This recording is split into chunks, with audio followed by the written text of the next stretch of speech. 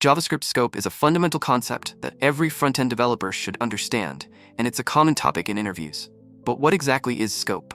Scope means where a variable is accessible in your code, whether it can be used everywhere or only in a specific part. There are three types of scope: global scope, function scope, and block scope. Let's take a closer look at each one, starting with global scope. This variable we declared in the first line is considered as global scoped, because variables declared outside of any function or block is a global variable. That means they can be accessed from anywhere in the code. So this function easily accessed X variable and logged its value to the console. Pretty straightforward, right? That's the beauty of global scope. No boundaries, no restrictions. Now let's move on to function scope. You should keep in mind that in JavaScript, every function creates its own scope. This means that any variable declared inside a function is only accessible within that function and not from the outside. Take a look at this example. The variable A is globally scoped, so it can be accessed from anywhere. But the variable B is declared inside the greet function, so it's function scoped, meaning it only exists inside greet. In the first console log, everything works fine. It combines A and B and prints hello world, since both variables are accessible within the function. But in the second console log, which is outside the function, trying to access B results in an error, because B doesn't exist in the global scope.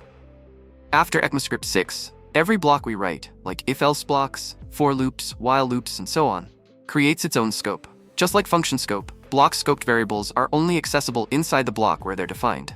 In this example, we first declare a variable called message with the value outer. This lives in the global scope. Inside the for loop, we declare another variable, also named message.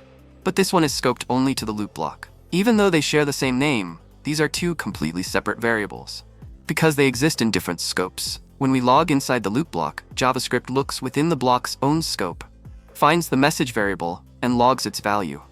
If we remove the message declaration from the loop, JavaScript will first check the block scope. When it doesn't find the variable there, it moves up to the global scope and uses the value from there. Moving to second console log, it is obvious that it will take message's value from global scope, and the result will be like this. Now things change a bit when we use var instead of let or const. The scoping behavior is different. While let and const are block scoped, var is function scoped, like we see looking at the table. This means that variables declared with var don't stay confined to the block they're written in. Instead, they escape the block and are accessible throughout outer scope. In this example, we first declare a variable using var. Then, inside the if block, we redeclare color variable. As we know, var variables can be redeclared. But here's the interesting part. Since var doesn't care about block boundaries, this new value overwrites the original one. So when we log inside the block, we get red color, which overwrote blue one. Now most of you might think that this second console log will pick the blue color and log it to the console. But it won't.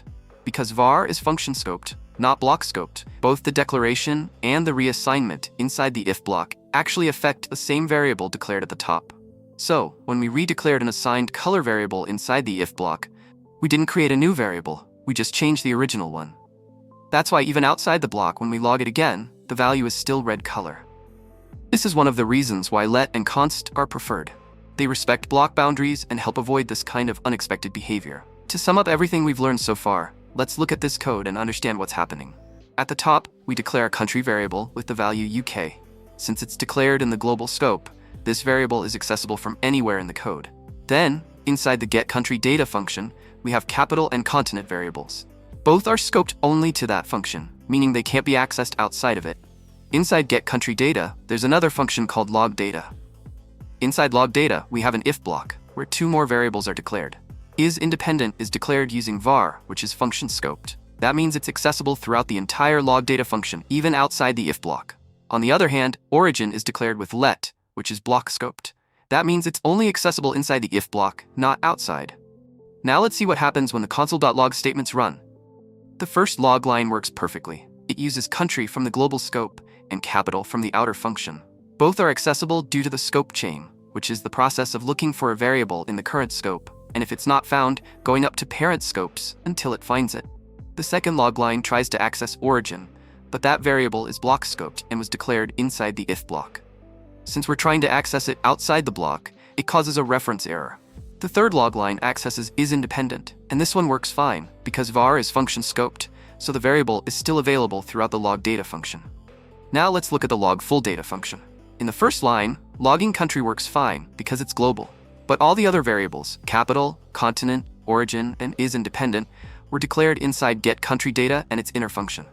They are not available in log_full_data, so each of those lines will throw a reference error because the variables are out of scope. That's it for today. Thanks for watching. See you in the next video.